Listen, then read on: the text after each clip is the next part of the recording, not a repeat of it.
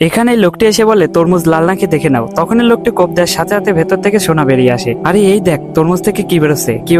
আরে সোনার কয়েন। এই তরমুজকে ওই ক্ষেত থেকে নিয়ে আসছিস? ক্ষেত থেকে তো নিয়ে আসছি, তবে এটা কি হচ্ছে? এমন অবস্থায় জমির মালিক চলে আসে। আরে তোমরা কি করছো? কেমন লাগলো আমার তরমুজ ক্ষেত? আপনার ক্ষেতের তরমুজ অনেক ভালো, তবে আমি আরো কয়টা কেটে দেখবো। অবশ্যই ভাই, চলেন, আপনি দেখেই তো নিবেন। আরে তুই সোনাগুলো তাড়াতাড়ি পকেটে ভর, আমি ওরা দেখছি। ঠিক আছে ভাই। বুঝলেন ভাই, আমি শহরে থাকি, এই ক্ষেতগুলো আমার ছোট ভাই দেখাশোনা করে। তখনই ট্যাক্স অফিসের লোক এসে বলে এই জমিগুলোর মালিক ট্যাক্স দেয় না, তাড়াতাড়ি এদের জমিতে চাষ দিয়ে দাও। আরে ভাই দাঁড়ান এক মিনিট, কোথা থেকে আসছেন? আমার জমিতে চাষ দিচ্ছেন কেন? আমরা ট্যাক্স অফিস থেকে আসছি, 2010 সাল থেকে এই জমির ট্যাক্স দেয় না। কি দেখি স্যার, রাগ করবেন না, আমি বলছি চলেন একটু বসে মিটমাট করে ফেলি, আমরা ট্যাক্স নিয়ে তারপর যাবো। স্যার চলেন বসি। স্যার কত টাকা হয়েছে আমার জমিতে? 10 বছরে 20 লাখ টাকা হয়েছে। 20 লাখ টাকা? এত টাকা তো নাই আমার কাছে। আপনি এক কাজ করেন, জমিগুলোতে চাষ দিয়ে দেন। দাঁড়ান অফিসার সাহেব, ওর জমির ট্যাক্স আমি দেবো, আপনি সাইডে আসেন। আরে তুই পাগল নাকি? ওর জমির ট্যাক্স তুই দিলি কেন? ওর জমিতে থাকা সমস্ত সোনা তুলে নেবো। কি সত্যি বলছিস? আমরা তো রাতারাতি বড় লোক হয়ে যাবো। এই দেখো হারামখোর, সরকারি অফিসারকে নকল সোনা দেওয়া। নিয়ে যাও এদের থানায়।